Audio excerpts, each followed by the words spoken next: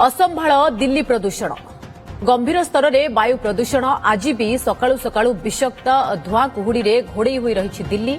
नरेला अंचल में AQI 418 को बढ़ी जाइछि, जहां अत्यंत खराब वर्ग में रही।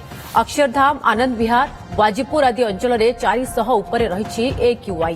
घन कुहुड़ी पाणीपाग केन्द्र विभिन्न अंचल को येलो अलर्ट जारी करिछि। स्थिति को देखि वायु गुणवत्ता परिचालना आयोग तरफ दिल्ली NCR रे ग्रेडेड रेस्पॉन्स एक्शन प्लान पर्याय 4 अधीन समस्त पदक्षेप ग्रहण करा जाइछि। दिल्ली ट्रैफिक पुलिस मध्य ग्राफ 4 नियम को कार्यकारी करने को सीमारे व्यापक व्यवस्था करिछि।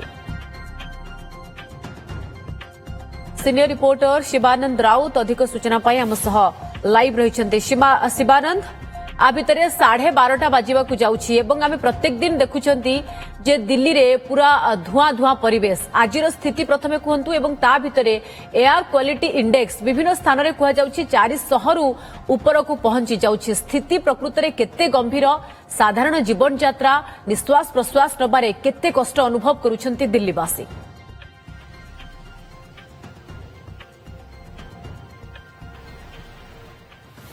देखो गोटे सप्ताह हो दिल्ली रे जिभली भाबे लोक माने अणनिश्वासी अनुभव करूछंती, आज टिके आश्वस्त मिली। आज सामान्य पॉल्यूशन लेवल कम रही एवं आज सूर्य किरण मध्य रही, कारण आम सप्ताह है देखुलु सूर्य किरण ठीक 12टा गोटे बेलू अल्प समय पे आसुला, गोटे 2 घंटा पर पुणी धुआलिया आकाश हो जाऊला। पॉल्यूशन सहित जिभली भाबरे एठार जो शीत ऋतु रे जिभली भाबे कुहुड़ी पूरा आच्छादित कर रखिथिला आकाश को, एवं लोक माने जिभली भाबे गोटे प्रकार अणनिश्वास अनुभव करुले।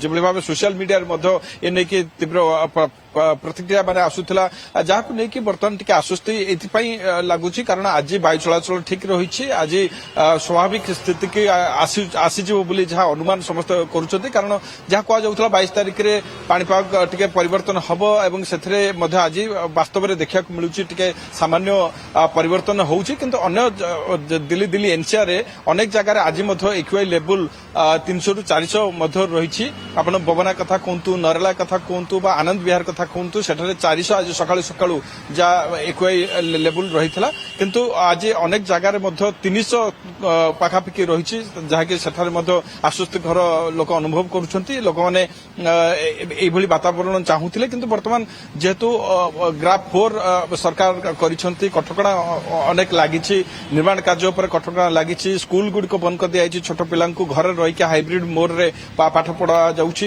एवं सरकारी चाकरी क्षेत्र में मध्य सेमानकु कहा जायछि घर रही जो मानकर स्वास्थ्य जनित समस्या रही घर रही पारिबे। एभली कटकणा गुडिक लागू करा जायछि। डीजेल चालित जान तो निश्चित भाव में तापरे बैन लागिछि, किंतु अनेक लोक वर्तमान दिल्ली रु बाहर को चली जाउथबार देखा मिलुथला, कारण पहाड़ को सेमान चली जाउथले, सुस्थ वायु सेमानकु दरकार रहितला। किंतु वर्तमान जेहेतु दिल्ली परिवेश धीरे धीरे स्थिर हेलानी बा स्वाभाविक हब बोली समस्ते आशा रखिछथि। जदि एभली परिवर्तन हुए ताहले निश्चित भाव में आश्वस्तिकर खबर आम कहि परिबा।